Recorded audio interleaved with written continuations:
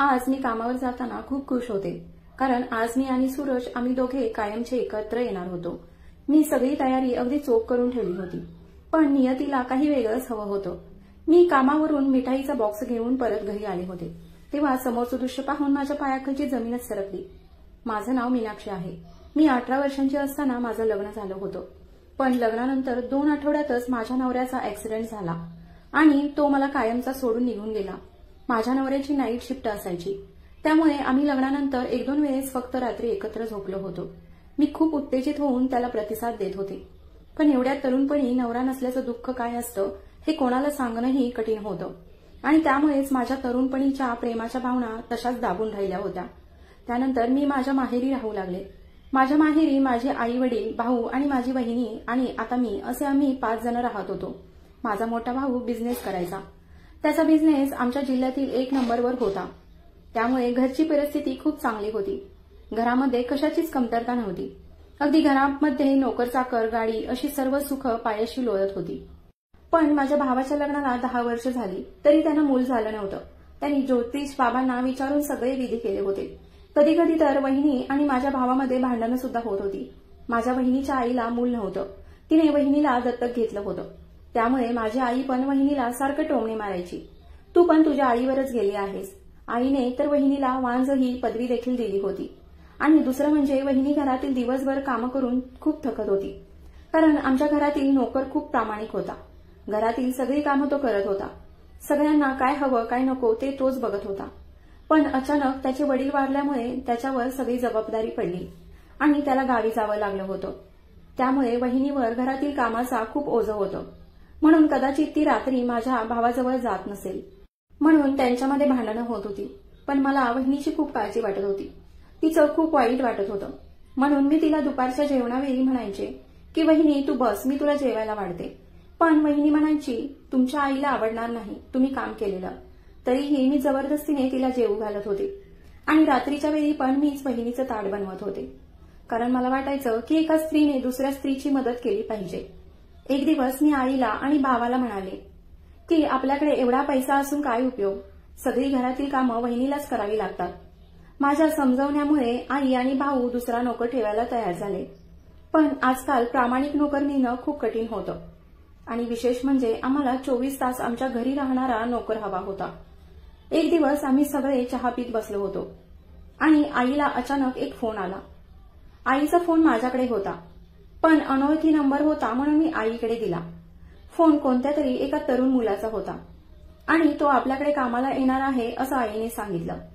हे ऐकताच आम्हा सगळ्यांना खूप आनंद झाला, विशेष म्हणजे माझ्या बहिणीला खूप आनंद झाला होता।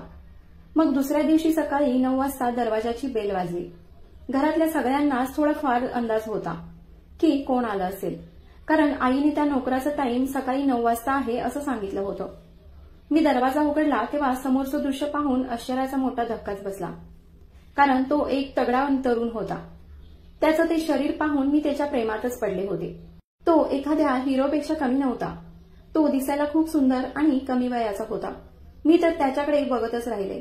नंतर आईने त्याला सूरज आत ये असं म्हणाली, तेव्हा आम्ही भानावर आले आणि आईने सूरजला आमच्या सगळ्यांची ओळख करून दिली। पण जेव्हा आई माझी ओळख करून देत होती तेव्हा त्याने माझ्या हातात हात दिला।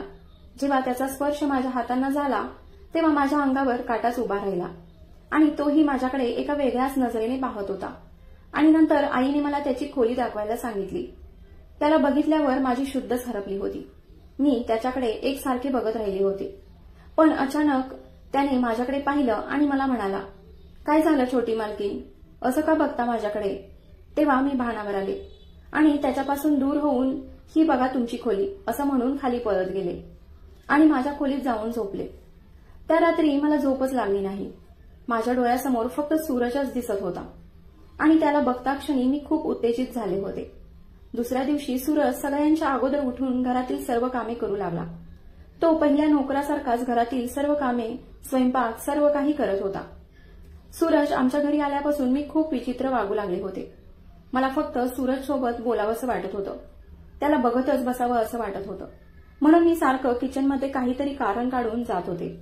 जेव्हा जेव्हा घरी कोणी नसायचं तेव्हा तेव्हा मी आणि सूरज आणि खूप गप्पा मारत बसायचो। मी माझा भूतकाळ आतापर्यंत त्याच्या समोर मांडला होता. मी आतापर्यंत कोणत्याही पुरुषाला एवढं जवळ केलं नव्हतं तेवढं मी सूरजच्या जवळ गेले होते. मी माझ्या मनातलं सगळं काही सूरजला सांगत होते. मी माझ्या नवऱ्यालाही एवढं ओळखत नव्हते तेवढं मी सूरजला ओळखू लागले होते आणि तोही त्याच्या मनातील सर्व काही सांगत होता. असेच दिवस जात होते. मी आता माझ्या भावना सूरजला सांगणार होते. त्या दिवशी माझा भाऊ काही कामानिमित्त बाहेरगावी गेला होता आणि आई वडील मंदिरात गेले होते. त्यांना यायला संध्याकाळ होणार होती. घरी फक्त मी, वहिनी आणि सूरज असे आम्ही तिघेच होतो. मी आज ठरवलं होतं की माझ्या भावना सूरजला सांगणार. मी सूरजला भेटायला किचनकडे जात होते तेव्हा मला एका पुरुषाचा आवाज वहिनीच्या खोलीतून आला. तेव्हा मी खिडकीतून पाहिलं तेव्हा माझ्या पायाखालची जमीनच सरकली. कारण समोरचं दृश्य पाहून कोणी पण हाच विचार केला असता जो मी करत होते. कारण समोर तर सूरज होता. ते दोघे एकमेकांच्या हातात हात घेऊन काहीतरी बोलत होते. मला खूप आश्चर्य वाटलं कारण सूरज दरवाजा लावून वहिनीशी काय बोलत असेल हा विचार करत मी तेथून निघून माझ्या खोलीत गेले. मला खूप वाईट वाटलं होतं कारण मी सूरजला माझं त्याच्यावर किती प्रेम आहे ते सांगणार होते. मी त्या दिवशी कोणाशीच बोलले नाही, जेवणही केलं नाही. कारण मी विचार करत होते की वहिनीने माझ्या भावाला धोका दिला आहे आणि सूरज माझ्यासाठी नाही असं म्हणून मी रडू लागले. तेवढ्यात सूरज जेवणाचं ताट घेऊन माझ्या खोलीत आला. पण मी त्याला काहीच बोलू शकले नाही कारण तो समोर आला की मी सगळं दुःख विसरून जात होते. आणि त्यावेळेस पण असंच झालं होतं. त्याने मला विचारलं की मीनाक्षी तू का रडतेस. पण मी मनाला समजावलं की मी जे पाहिलं ते खोटं असेल म्हणून मी त्याला काही नाही असं म्हणून त्याने आणलेलं जेवणाचं ताट घेतलं आणि जेवू लागले. माझं जेवण होईपर्यंत तो तिथेच थांबला होता. माझं जेवण झालं तेव्हा तो निघून जात असताना मी त्याचा हात पकडला आणि त्याला घट्ट मिठी मारली. त्यानेही मला खूप घट्ट मिठी मारली आणि नंतर तो माझ्या अंगावरून हात फिरू लागला. मला खूप कसं तरी झालं होतं. नंतर त्याने माझ्या मानेला किस केलं. आम्ही दोघे एकमेकांवर प्रेम करू लागलो होतो. पण तेवढ्यात दरवाजाची बेल वाजली. आम्ही भानावर आलो. तो लगेच माझ्या रूममधून बाहेर गेला आणि दरवाजा उघडला तर माझे आई वडील मंदिरातून घरी आले होते. नंतर त्यांनी जेवण केलं आणि आम्ही सगळे झोपी गेलो. मी रात्रभर सूरज आणि वहिनीचं हातात हात घालून काय बोलत असावेत हाच विचार करत होते. या विचारात मला सकाळी कशी झाली हे समजलंच नाही. मी आंघोळ करून माझ्या रूममधून नाश्ता करायला बाहेर आले तेव्हा सगळे माझीच वाट बघत होते. मी गेल्यानंतर सगळ्यांनी नाश्ता करायला घेतला तेव्हा सूरज आणि वहिनी एकमेकांना बघून हसत होते. मला ते खूप विचित्र वाटलं. नंतर एक दिवस सूरज स्वयंपाकघरात असताना अचानक मी किचनमध्ये गेले आणि त्याला अंगाला हात लावू लागले. तसा तो एकदम दचकला आणि म्हणाला, काही पाहिजे का छोट्या मालकीनबाई. एवढ्यावर मीही बावरले आणि काही नाही असं म्हणून तिथून निघून गेले. सूरजने ओळखलं. मग तोही माझ्याकडे एकटाक लावून बघू लागला. नंतर तो घरातील कामं करत असताना माझ्याकडे सारखा बघायचा. एक दिवस माझ्या आईने त्याला दुकानाचे सामान आणायला लावलं होतं तेव्हा मीही कुठलं तरी कारण काढून बाहेर पडले आणि गाडीला किक मारली. तेवढ्यात सूरजने खाली पडायचं नाटक केलं आणि मला म्हणाला, मालकीनबाई माझ्या पायाला लागलं आहे, तुम्ही जरा माझ्या पायाला मलम लावून द्या, मला जरा बरं वाटेल. मलाही तेच पाहिजे होतं. मी लगेच त्याला माझ्या खोलीत घेऊन गेले आणि त्याच्या पायावरून हात फिरवू लागले. तसा तोही माझ्याजवळ आला आणि माझ्या अंगावरून हात फिरवू लागला आणि एकदम म्हणाला, अहो मालकीनबाई कोणीतरी बघेल.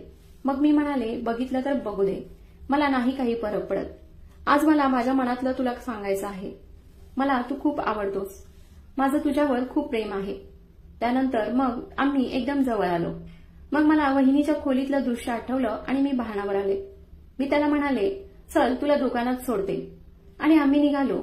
त्याने दोन्ही हात माझ्या खांद्यावर ठेवले होते आणि आम्ही दुकानाजवळ पोहोचलो. तिथे माझी मैत्रीण होती. मी तिच्याकडून काही पैसे घेतले होते. ते मी तिला परत केले नव्हते कारण माझ्याकडे आता पैसे फार कमी येत होते. आई मला खर्चालाही पैसे देत नव्हती. मोनिका तिथे आली आणि मला म्हणाली, माझे पैसे घेतलेले ते परत कधी करणार आहेस. मी म्हणाले, आता नाहीत माझ्याकडे, नंतर देते. त्यावर ती म्हणाली, किती दिवस झाले माझे पैसे घेऊन, फक्त देते देते म्हणतेस आणि देत नाहीस. फोन केला तर तुझा फोनही लागत नाही. ते काही नाही, मला आत्ताच्या आत्ता पैसे पाहिजेत. मला तिचं असं वागणं बघून तिचा खूप राग आला. आमच्या दोघींचं अगदी भांडण टोकावर गेलं. ती मला नको नको ते बोलत होती म्हणून सूरजला खूप राग आला. तो खाली उतरला आणि म्हणाला, खबरदार माझ्या मालकीनबाईला काही बोललात तर. त्याचा आवाज ऐकून भीतीने माझी मैत्रीण निघून गेली. नंतर मी सूरजला थँक्यू असं बोलले. सूरजही इट्स ओके म्हणून हसू लागला. आता मला आणि सूरजला एक दिवस आणि एक रात्रही एकमेकांशिवाय जात नव्हतं.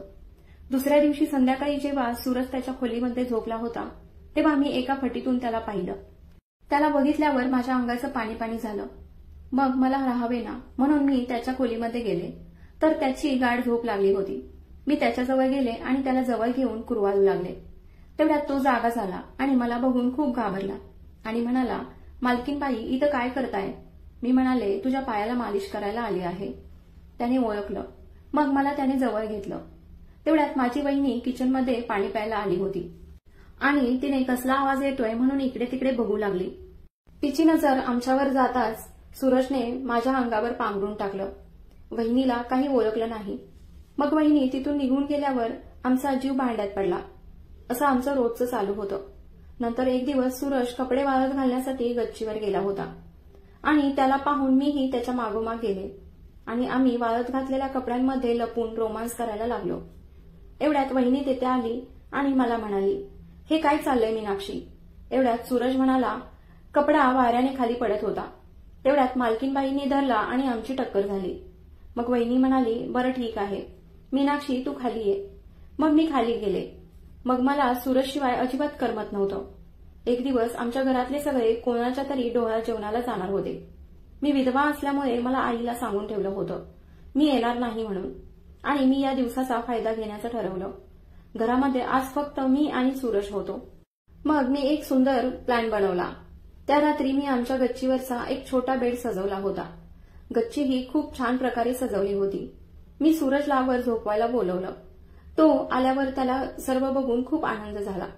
मी सूरजला म्हणाले, डोळे झाक सूरज, मी तुझ्यासाठी एक सरप्राईज गिफ्ट आणलं आहे. सूरजने डोळे झाकले आणि आता डोळे उघड म्हणून सांगितलं तर त्याला सोन्याची अंगठी दिसली. तो आणखीन खुश झाला आणि म्हणाला, मालकीनबाई अंगठी मी तर सोनं स्वप्नात देखील पाहिलं नव्हतं. मी त्याला म्हणाले, आजपासून मला मालकीनबाई नाही म्हणायचं, मला फक्त मीनाक्षी म्हणून हाक मारायची. मग आम्ही दोघं अगदी सकाळ होईपर्यंत झोपलो होतो. इकडे आई सूरज दिसेना म्हणून गच्चीवर आली आणि तिने आमच्या दोघांना नको त्या अवस्थेत पाहिलं. तेव्हा आईने मला कानाखाली मारले आणि म्हणाली, घरात बसून हे धंदे करतेस का? उद्यापासून तुझ्या दादाच्या बिझनेसमध्ये लक्ष दे आणि त्याच्याच ऑफिसमध्ये जाऊन बस. दिवसभर दादाने सूरजला खूप मारहाण केली आणि धक्के देऊन जाण्यास सांगितलं. एवढ्यात मी म्हणाले, माझं सूरजवर खूप प्रेम आहे, तो कुठे जाणार नाही. आईचे सूरजकडे लक्ष गेलं आणि म्हणाली, हा एक नोकर आहे, याला अन्न खायची पंचायत, याच्याकडे अंगठी कुठून आली? तूच याला दिली असशील ना? एवढ्यात वहिनी म्हणाली, मला शंकाच आली होती. आई म्हणाली, पैसे कमवायची अक्कल नाही तुला आणि याला तू एवढं काही दिलंस. उद्यापासून बाहेर कामाला जायचं आणि जे काही पैशांची उधळमास करतेस ते स्वतःच्या पैशाने करायची. आईचं काही चुकत नव्हतं. तसं मी खूप मौज मजा करत होते. हे सर्व झाल्यावर मी म्हणाले, माझं सूरजवर प्रेम आहे, आम्ही दोघे लग्न करणार आहोत, मी त्याच्याशिवाय जगू शकत नाही. मी उद्यापासून जाते पैसे कमवायला, पण सूरजला बाहेर काढू नका, मी हात जोडते तुमच्या पुढे. मग थोडं शांत झाल्यावर मी म्हणाले, माझं चुकलं दादा, वहिनी, आई मला माफ करा, मी तुम्हाला खूप त्रास दिला. दुसऱ्या दिवशी मी एका जॉबवर गेले आणि संध्याकाळी परत येताना सर्वांसाठी मिठाई घेऊन आले तर माझ्यावर आवाजच कोसळलं, कारण माझे दादा, वहिनी आणि आई मरून पडलेले मला दिसले. एवढ्यात पोलीसही तिथे आले आणि मला म्हणाले, कोणी मारले यांना?